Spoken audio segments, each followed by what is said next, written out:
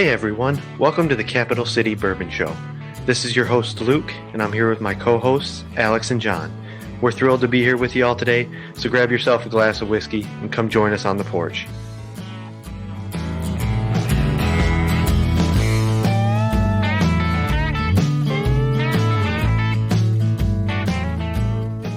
Hey everyone, welcome back to yet another episode of the Capital City Bourbon Show.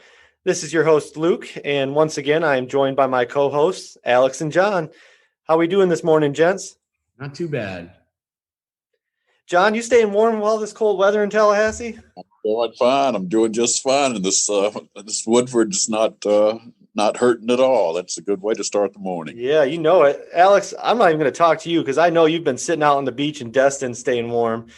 I don't even want to hear from you right now. It's about 40 degrees over here, but that rain you guys had, we sent that your way, so you're welcome. Yeah. Hey, it's Florida. We should get used to it by now. So we're thrilled to be here with everyone again today, and we have a very exciting episode and one that we've been looking forward to for a long time now. We have the honor and privilege of having two very special guests from Woodford Reserve with us today. We have Master Distiller Chris Morris and Assistant Master Distiller Elizabeth McCall. Chris, Elizabeth, thank you so much for joining us this morning. Good morning. Good morning. Thank you for having us. So we have a lot to talk about today, and we have some great whiskey we need to drink and share with our listeners. But before we do that, we always like to just hear a little bit about you and your backgrounds. And so, Chris, I want to start with you this morning. You've been the Master Distiller at Woodford for 17 years now. Is that correct? That's right. 2003. Wow. So how did you come to end up at Woodford? How'd you get your start? Well, sort of typical of the old way of doing things. I was brought up in a bourbon family. Both my mother and father worked at Brown-Forman, my father having started in the Old Forester Distillery in 1946. So I came along in a Brown-Forman intern program where children of employees could come to work. They selected 4 a year. I was one of the lucky 4, and I started my career in 1976 at the Old Forester Distillery in Louisville and the adjacent what we'd call R&D lab today. Back then it was just called the lab. And my boss was the eventual master distiller, Lincoln Henderson. And so began a lifelong, it turns out, journey of learning. Worked in our cooperage, worked in our tequila plant, worked in all of our Kentucky distilleries over the years, and other jobs in the industry, learning about it.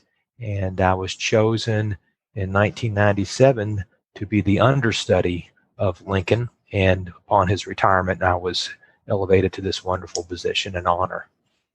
Wow, that's amazing.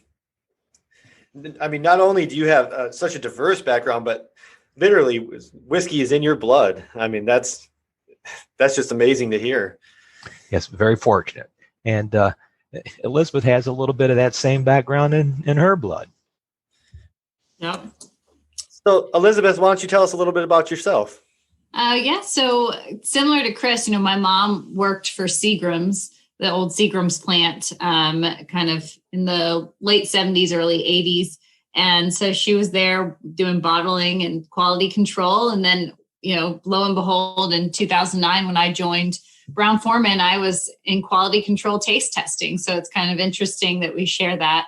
So I started as a sensory technician doing quality control taste testing. I absolutely loved it. And I didn't even realize I had such a strong passion for it, and would totally nerd out on methodology and making sure the quality of our products was upheld across all production facilities. And so I started traveling around to our global production facilities, training people on how to nose and taste our products and how to find different quality defects in them and supporting their teams. And then I took a class with Chris Morris to learn about spirits. And that's where, I was that person that showed up early and asked lots of questions and helped set up, helped clean up. And I didn't realize it, but they were looking for somebody to step into a role or to train to be master taster with him. And So I was asked by a few months later if I wanted to train, and I definitely said yes to that opportunity. And that was in 2014. And 2015, I was titled Master Taster for Woodford Reserve and Old Forester at that time. So just working under Chris. And then in 2016, I started working exclusively with Woodford Reserve as Master Taster and Senior Quality Control Specialist at the distillery. And then by 2018, I was promoted to Assistant Master Distiller for Woodford Reserve. And so I still hold that title. And it's a title I think I'll hold on to for a while. And as Chris mentioned, you keep learning. And that's what I love about this industry and this job in particular. And with the bourbon boom, it's just endless opportunities to keep pushing yourself and growing and learning. So are you out at the Woodford Reserve distillery? Yes, I was. And then now with COVID and everything, moved offices or working from home. Chris and I are both working from home, and they have just the bare bones workforce out there. They've told us stop, innovating, we're still innovating at home, but they're producing whiskey, just the 90.4, basically what we need to help everybody get through this pandemic, because, people are drinking their Woodford. Well, just hearing both of your backgrounds and the experience and everything that you've done, it's no wonder we have such great whiskey to drink from Woodford Reserve. And that's a perfect segue into our favorite part of this show. As much as we love talking about whiskey, we love drinking it even more. And today we're going to be tasting what is the newest release from Woodford that both of you are responsible for. And that's the Woodford Reserve Very Fine Rare Bourbon. And before we dive into that, I wanted to talk a little bit about the Masters Collection releases. This is I believe, the 16th edition of that series. Is that right? Yes. And that's been going on for a good 10 years now, right? No, since 2004. Oh, no kidding. All right. Well, you learn something new every day. So one of the things I've been really amazed with the Masters Collection, and John and Alex and I have been able to try a lot of them, but I've really had fun with them. And, as someone who can't understand the science behind whiskey per se, I've really enjoyed the opportunity to experience the things that you do from the scientific level in terms of experimenting with the grains and manipulating them and the fermentation process, and actually getting to experience the result of that. It really has been a challenge for me as a whiskey drinker to try to understand some of these things, but tasting it has been a really fun experience. So I got to just tip my cap to both of you for that, because I've just had a blast the past 4 or 5 years enjoying some of those. So thank you for that. I think the what was it, a few years ago, the chocolate one that was done in the Master Series. Man, when I saw it, I was just the most skeptical person. I was like, I wonder how this is going to go. But when I drink it, oh my God, that is a phenomenal spirit. And the way you guys did that,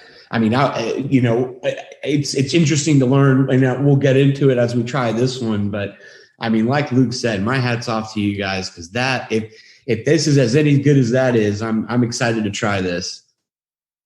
Well, thank you.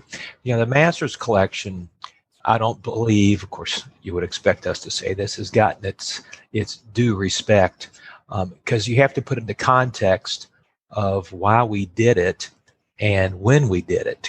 Again, when we released our first release, 2004, the 4 grain, we had 2 releases of the original 4 grain. That was in a time when bourbon had yet to return to growth. It still had 2 years of decline to go. Bourbon wasn't respected and revered the way it is again today. And the Masters Collection, and as you said very nicely, we have a rationale for the exploration of flavor that certainly Elizabeth can get into in detail.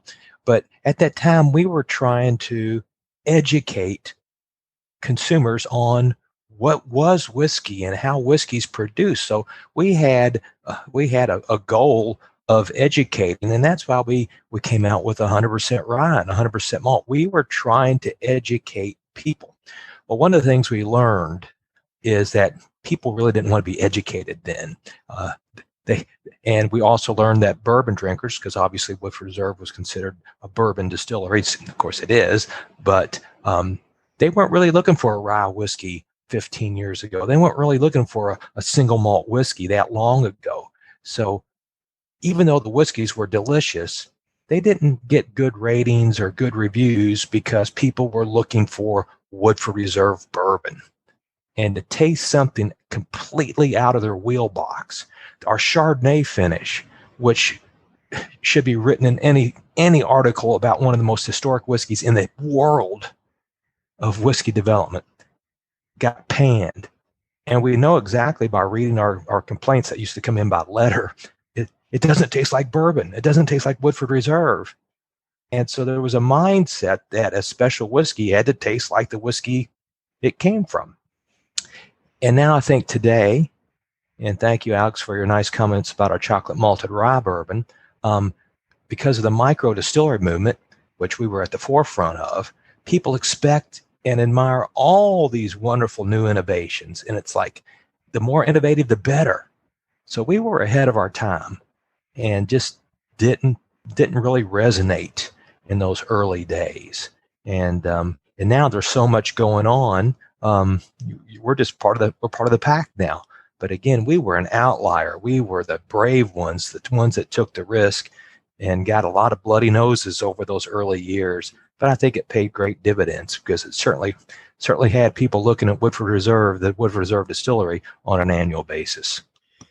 So, Chris, you mentioned some of the prior releases, and a couple listener questions we had was regarding the Masters collection, and people wanted to know from both of you what your favorite release in that collection has been thus far, if you have one. Well, I'll start, and again, semantics. Favorite. Now, my favorite is not necessarily the one that tasted the best, and because it's hard to separate some of those. But my favorite, again, was our second release, the Woodford Reserve Chardonnay finish, because it caused such an uproar in the industry and, again, caused such grief. And now people are going to make it again. Can I get it? Can I get a bottle? And now it's one of those unicorns. Can I get a bottle? And the answer is probably not. I mean, my gosh, it was so long ago. And it was our smallest release. I'll never forget. 11,393 bottles is all we had. And it was very hard to get in following years. So that's my favorite, just because of the entire history, the history of the finishing of varietals, which we pioneered, having our warehouse C that Elizabeth is in charge of now, filled with Zinfandel barrels and Syrah barrels and Chardonnay barrels and Cab barrels. Oh my gosh, from multiple, many different California vineyards filled with Woodford Reserve in different degrees. Oh man, those were fun times with no idea that what we would do would change the industry. That sounds amazing. Elizabeth, what about you? For me, it has long been the Sonoma-Cutrer Pinot Noir finish. I just love the way that the Sonoma Pinot Noir barrel complemented and highlighted the fruit notes in Woodford Reserve. But as Alex was mentioning, I mean, that chocolate malted rye release from, now 2 years ago, 2019, it holds a very special place in my heart because it was the first of our Masters collection that I actually touched as new make and had a very interesting introduction to it just because some things happened, and we'll talk about that later in the year. You'll be hearing things, but it was one of those products that even the new make, the distillate as it came off the still, was so chocolatey, so interesting. And I got to follow it as it matured into the bottle, the liquid you see now in the bottle. And taking samples and getting showered in it and smelling like chocolate fudge. It's one of those really, really cool whiskeys. And it's inspiring future releases that we're working on currently. So it's very special to me. I mean, I'll tell you guys, That's, and we've talked about this on our show quite a bit with other guys and other groups as well. And I mean, to do these finishings, to do those types of series, it's such a bold move and a high risk one, because it could go either way. It could go sideways at any point. And I mean, to do one with chocolate to come out that way, I mean, you did an incredible job. I mean, how you managed to do that blending, I'm gonna have to come hang out with you to get that recipe. And I just want to say too, that makes me think that it's all for Chris and I mean, we sit down and we'll taste the liquid, and sometimes it's not always my favorite taste, but what I love is the exploration of it and the fact that we are pushing the envelope and doing things, and we'll taste it and go, I don't know if everybody's going to like this, but it's certainly the first of its kind. And it's certainly something that will get people thinking and get people excited. Well, and you're doing this on a corporate palette that includes how many brands? How many brands are you dealing with overall? Yet you can step aside and experiment with a bourbon and take a shot at this. It just seems like it does seem like a little bit of an adventure outside of the norm for you guys to get involved in it and to show as much interest in it as you do. Well, John, as members of the Brown-Forman family, we just celebrated our 150th anniversary last year, the oldest spirits company in America. We really have a very tight portfolio, and we're very unusual compared to a lot of other companies. We have single brand distilleries. So the Woodford Reserve distillery is devoted only to Woodford Reserve. It doesn't make a portfolio of brands. Now it has a portfolio of expressions, obviously. We have the Old Forester distillery, of course, Jack Daniels, and single malt Irish tequila, but each one focuses on a brand. So that really helps tighten our focus. And Elizabeth, as noted, is now completely devoted to Woodford Reserve, and most of my time is devoted to Woodford Reserve as well. So we can really laser focus on what we're doing, and we've got a philosophy, a distillery charter, a rationale for what we do. So we have rules that we have written that govern what we do, and the company, because of the fact that they've known me now, my family, for 80 something years, going back. Anyway, we're trusted, and we're trusted to do what's right for the brand, which is right for the company. And it's amazing how collaborative and how much of a family atmosphere we're able to work in. Well, that environment is definitely allow you to do some amazing things. And I'm going to use that as the perfect segue to get into my favorite part of the show, because I've been looking at this Very Fine Rare Bourbon for 20 minutes now. And, I've been trying not to drink it too much, but I need to. Again, though, before I do, I gotta say one thing to you both about this. This new bottle, this short, I guess, flask style bottle is really exceptional. When I saw this for the first time, I looked at it and said, man, that is just a gorgeous bottle of whiskey. And I was a big fan of the pot still Masters Collection style that, no longer exists. But did either one of you have a hand in this bottle design? No. We were consulted. What do you think? And, would give our opinions. And that's, again, the family-like atmosphere we have. We have a brand team that Elizabeth and I work with, some of whom I've known for 3 decades, and which is unusual in this industry today. Brand management that actually sticks around for a long time, and they're very creative, and that we've developed this brand slowly in the right way. And we introduced our flask-shaped bottle to the industry in the early 1990s, shook up the way bourbon looked, and all these dynamic packages today are a result of Woodford Reserve breaking the visual mold of bourbon. And we launched Double Oaked in that flask bottle. And as Double Oaked grew into a brand within a brand, it deserved the development of its own package. And of course, recently we were able to, in partnership with the fabulous crystal maker Baccarat, create the Woodford Reserve Baccarat edition bottle, which I think is one of the prettiest whiskey bottles you'll find anywhere in the world.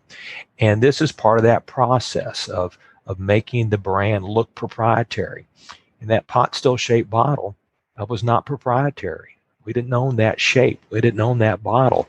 And it started showing up in different variations in other brands that aren't from our company. And at that point you say, you know what, we need to put this in a bottle that we own, and it needs to look like the rest of the family. And so that's what the brand team did.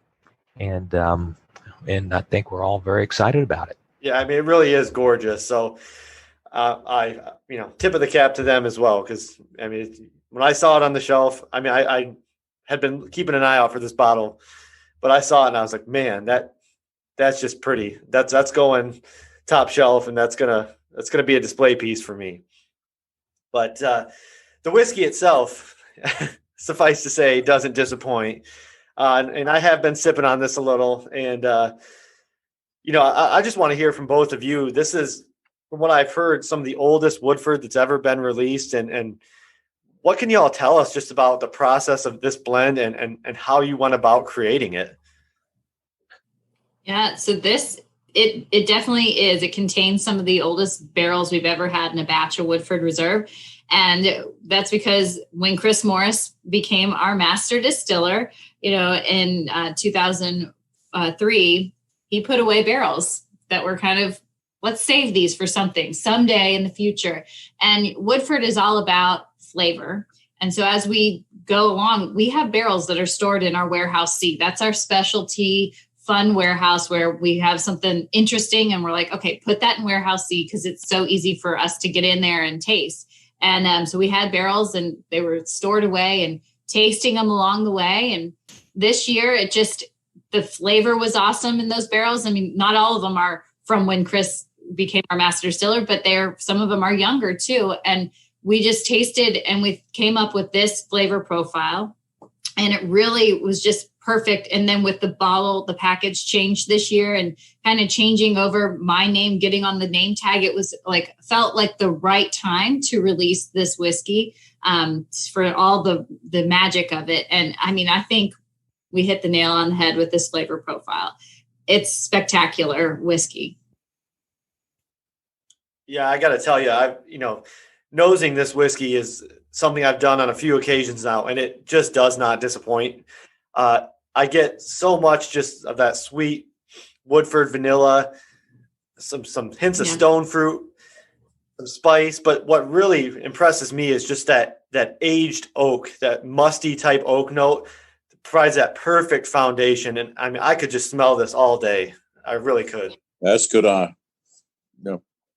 When I nosed this, I just felt like the forward part of it was almost like a cinnamon chocolate praline icing. I mean, it just was totally forward, and it enveloped the entire experience as opposed to having spikes of ethanol or whatever get coming out of it. It's just a beautiful presentation, and it really invites you in. Some of this earlier when I was nosing it, the nice oakiness was coming out. And then at one point I was just getting strong cherry notes that were just wafting right off. I mean, is that something you guys did in the finishing, or am I just the only one smelling all this cherry? And as Elizabeth noted, this is a batching of barrels. There's 17, there's 14s, there's 15s, there's some 11s, so it's not all a single age, and that's why it has no age statement on it. And we are not going to use age statements with Woodford Reserve because we do something that's quite unusual in the industry, as you all may know, and that is heat cycling. We heat cycle all of our warehouses because they were built to be heat cycled. Warehouse C was built in 1890 to be heated, and our 1935 red brick warehouses were built to be heated, and now the new warehouses we're constructing in Woodford County, our modern warehouses, are built to be heated, and that's a process that dates back to 1874, and it's a very aggressive process by which you begin heating the warehouses in the winter when the temperature drops, of course, because whiskey doesn't mature once the temperature drops below 55, 53 degrees. It goes to sleep, if we want to use that analogy. So for 4 or 5 months a year, whiskey in Kentucky is not aging, not maturing, whatever term you want to use. And back in the 1870s, an enterprising gentleman by the name of E.H. Taylor, famous E.H. Taylor, patented this process. Somebody, of course, designed it and developed it, and he patented it because he was the boss. But it was meant that heat cycling meant that a whiskey would mature 365 days a year. Why waste time? Time's money.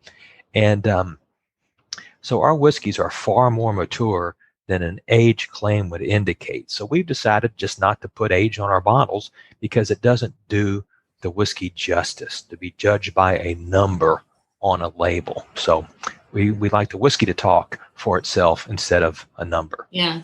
And also to add to that, just because you always have to hold yourself to a standard of a number, you jeopardize flavor, at least in our opinion. So we have kind of our gold standard of what Woodford Reserve should taste like. This is for our standard product. Obviously, our master's collections are not compared to anything. It's kind of just our palate, what we want. But with our regular products, we always compare them back to a gold standard to make sure they're hitting the flavor profile. So we're not looking like, oh, it hit X age. That means we're gonna bottle it, and we don't think about flavor. It's all about flavor. And so for this master's collection releases, tasting it along as it is aging, we were looking at flavor. We put these batches together, and we found the right combination of barrels to give it this unique flavor profile. So it's not overly oaky, and it just gives you interesting flavor notes to really play on your palate and let you just sip. You're nosing it. How long have you been nosing it now? And you just keep seeing different attributes come out, and then you sit and you sip it. And as it's kind of left your palate, it's just residual. You're just like, this is so good. And that's what I think, at least for me, I want that in a whiskey. I want to sit and sip and savor and then go, okay, I'm ready for another one, another sip, just keep going. Yeah. Well, this whiskey is so approachable. Well, as Elizabeth said, we like complexity. We like a very deep, detailed flavor presentation that our new marketing campaign calls the spectacle for the senses. We want Woodford Reserve to have the flavors in it that you as an individual like. And we heard John say stone fruit. You're saying cherry fruit. Everybody finds something in Woodford Reserve they like. We heard spice, sweet notes, wood notes. We're going around the flavor wheel so people can find in Woodford what they want based on its complex presentation of flavor. And we get that through our philosophy of the 5 sources of flavor. What does the grain recipe bring the final product? The limestone water, the natural unfiltered limestone water from the famous Pepper Spring. What does our unique strain of yeast with the longest fermentation in the bourbon industry? What do those copper pot stills? What does the unique Woodford Reserve barrel made at the Brown-Forman Cooperage Forest do? What does heat cycling do? So we know where flavors come from. And across the span of production dates, across the span of years, different lots will be more spicy or more fruity or more wood forward. It just depends on time of year, source of wood, etc. So there's always these variations going on in the flavor formation process.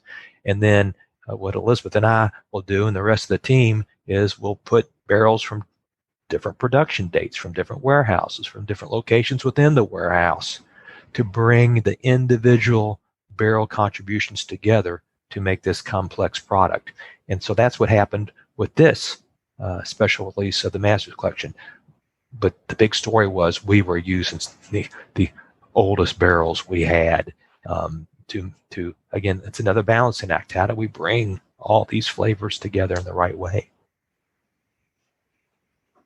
Well, this is definitely a complex and dynamic whiskey. There's no doubt about that.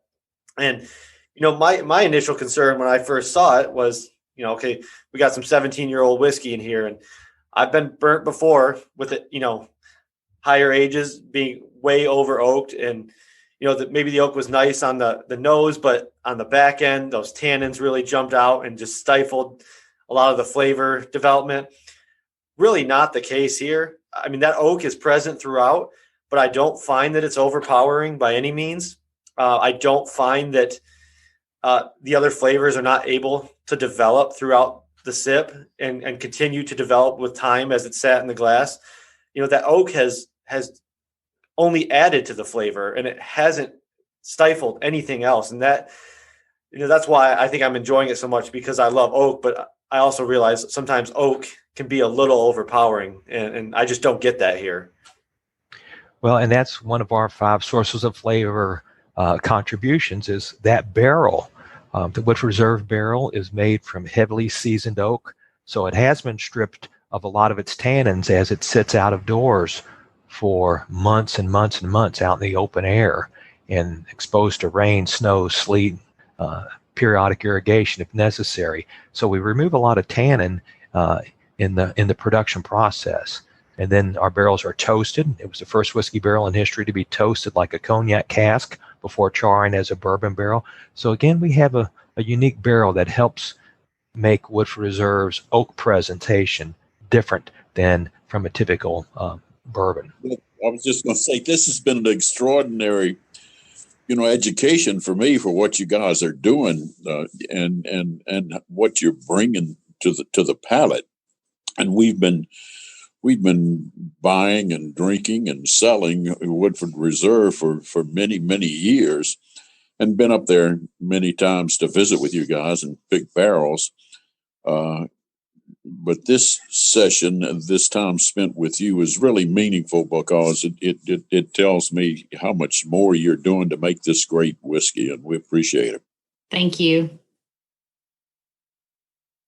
Oh, no, that's okay. I was just going to touch on what Luke was saying with some of the higher aged whiskeys out there. I mean, that is one thing, Kentucky, traditionally, you're not really supposed to age for a very long time because the climate really pulls too much of the oak out. So when you go too long, it really just almost, to me, I mean, and I guess every palate is different, but sometimes that resin from the wood can be a little overpowering in the oak too. And it just kind of takes it where you're like, oh, this is good. And then kind of makes it not as exciting or not as good. So it's something that when we were putting this together, we really kept in mind with that batch and how did it feel on the palate at the end. So when you guys did this batch, you said you pulled out barrels, really old barrels from different years. Now, when you made that blend, did you re-barrel it to do any other finishings, or how did that process kind of go? Is that, hey, we just blended it together, and then once you hit that flavor profile, then what happens? If you could kind of give us some insight into that process. Yes, whether we're making a batch of standard Woodford Reserve bourbon, rye, malt, wheat, Baccarat, any of our products that aren't meant to be, Baccarat's been finished in cognac casks. But once we're building the batch for bottling, it won't be rebarreled. So we will do the composite proof of the batch tank and see what the proof is. And then in our normal process, as we proof down for bottling, we will add barrels to, as Elizabeth said, to adjust the flavor for the standard product. When it's a unique product, you don't adjust because the flavor is unique. There's no comparison. So once we liked the composite batch, and this is it, the next step is in 2 stages to reduce to 90.4. And you have some filtration and some testing you do in that process. So that's why you step down a couple of times. And then in the bottle it goes. Mm-hmm.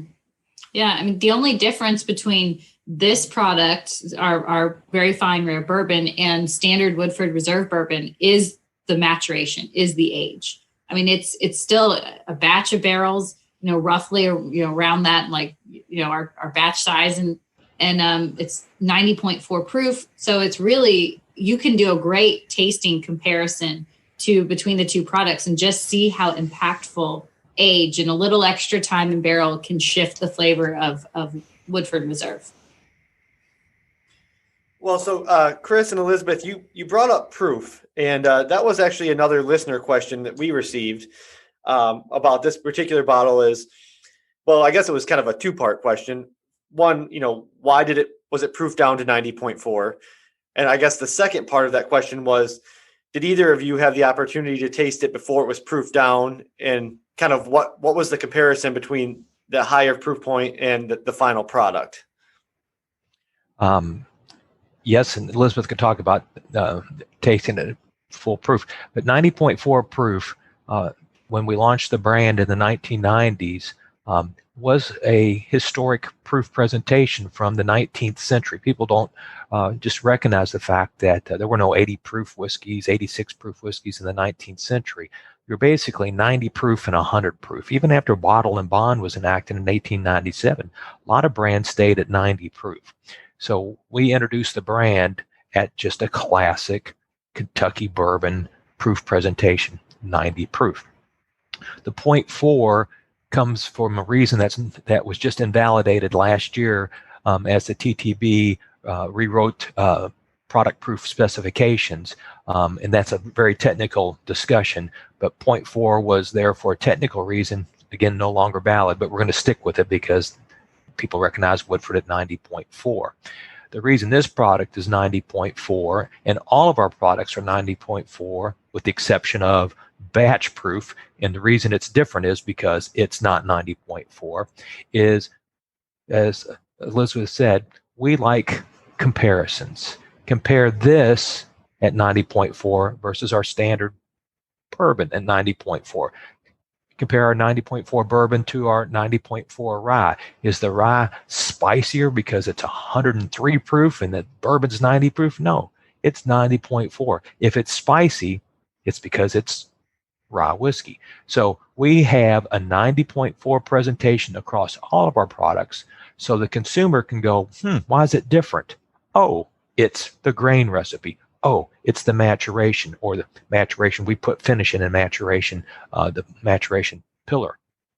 So we want to provide people with a very easy answer and understanding of why our products are different. It's always going to be one answer, either the grain recipe or the maturation process. That's great.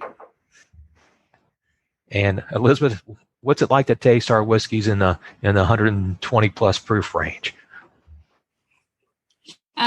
So Chris and I do get to taste that on a regular basis. And I tell you, I mean, for me, I love, it's fun to sit down and sip some of our whiskeys. I mean, they're 135 proof or 130 proof and 120 proof. I mean, it's all kind of in that range. And when we tasted this, it was, that around that 120-ish sort of proof point. So it was high. And it's on steroids. I mean, for me, when you taste Woodford Reserve, either our standard Woodford or this Master's Collection, it's the spice and the oak and those dried dark fruit notes and some of those bolder sweet aromatics. So I think of like chocolatey notes are a lot stronger and dominate the whiskey, as opposed to when you proof it down a little bit, it helps to bring out, like, so for our standard Woodford Reserve, it gives you that balanced flavor profile. So you see all the complex notes, you see fruit, grain, wood, spice, sweet aromatics in perfect balance. This one, I mean, because there's more wood character, it didn't come out to that perfect balance. You see more of that wood influence in it. And so therefore it's not a perfectly perfect pie with all the areas represented in balance. But that's kind of my opinion, my take on it. And so it can be fatiguing for your palate to sip on those higher proof whiskeys after a day of doing either in the warehouse or at home doing personal selections, or when we're at the distillery doing personal selections. It's, that's high proof, and you just need to give your palate a little rest. Or I do. No, we can appreciate that. We are we're fans of high proof whiskey, but even some days I got to take a step back because as much as I love it, drinking that 130, 140 proof, that's hot and it's hard. Yes, it is. Yeah. Well, and your palate gets fatigued, like that's a real thing. I mean, we study that in sensory is palate fatigue. And so, especially after a long day of tasting, it's like, I just need a break, a glass of red wine or, something to kind of curb that palate fatigue a little bit, switch it up. Well, since we're on the topic of higher proof, and Chris, you brought this up, I have to tell you, I absolutely loved the Masters Collection batch proof. I think the 2018, I had a bottle of the 2018 and 2019 that were released, but I absolutely loved those expressions. I drank them both relatively quickly, and I was very sad to see them go. And I've not been able to find another bottle of either. But that was really some great whiskey and just a great experience in general. So thank you for that. I'd like to add, Luke, if I could, that this is really a delicious, delicious whiskey. I mean, I'm telling you, whatever it proofed down to, I mean, at the 90.4, I don't get the sense that anything at all was lost. And I really appreciate what you're saying, Elizabeth, about, palate fatigue when it comes to some of the high proofs. And I'm a high proof guy too.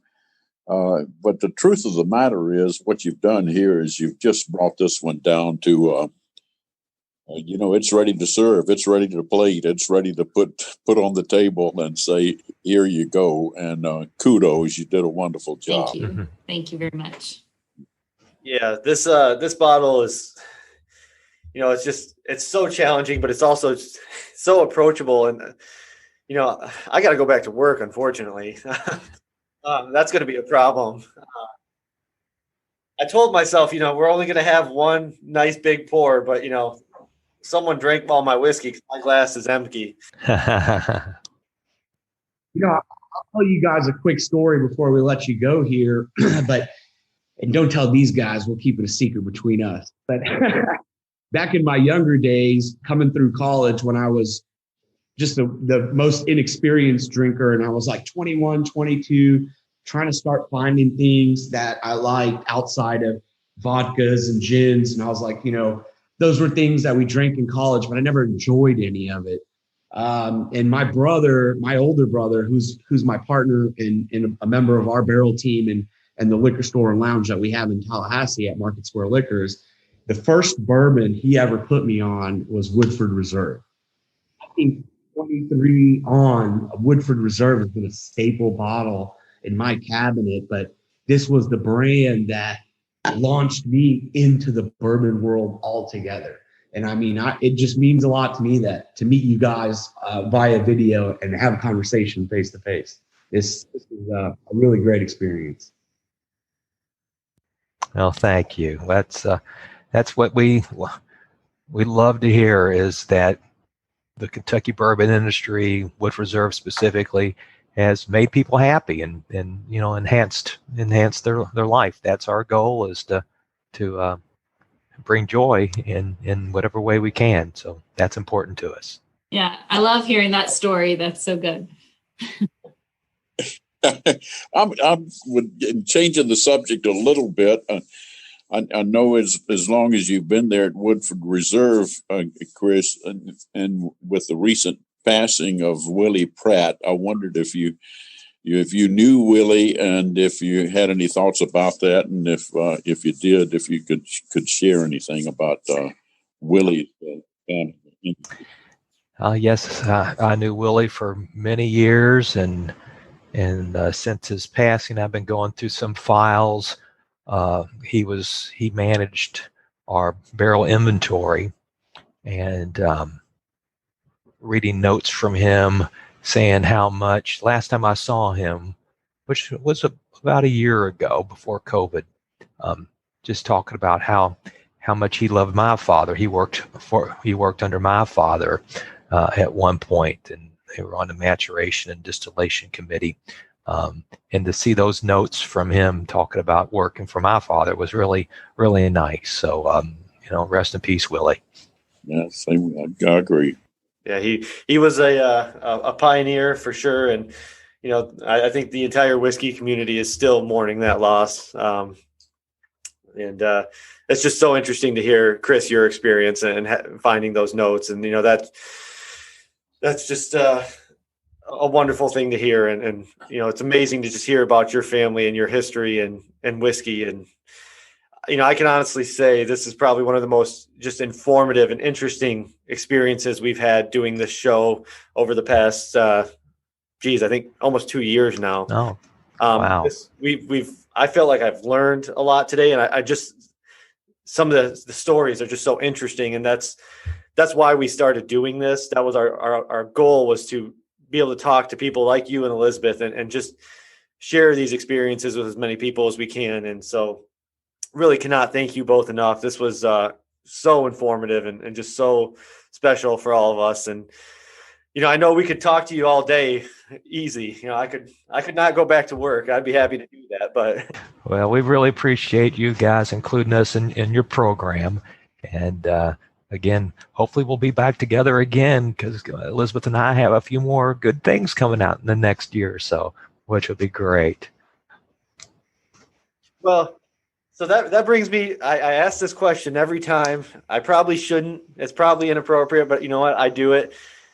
Is there anything, I know you can't tell us a lot of things, but is there anything that you're working on right now or that you're getting ready to release that you're particularly excited about that we should make sure we keep our eyes open for? One word answer: yes. I have to do it. I just, in the off chance, I always hope I'm going to catch someone off guard and they're going to tell me something real special that I'm going to have a heads up on. And we appreciate the effort. Yep. All right, Chris, Elizabeth, really thank you so much. It's been an honor and a privilege having you both today. And we really hope we can chat with you again in the near future. But thank you for everything that you do. Thank you for this amazing whiskey. And, from all of us, cheers. Cheers. Cheers.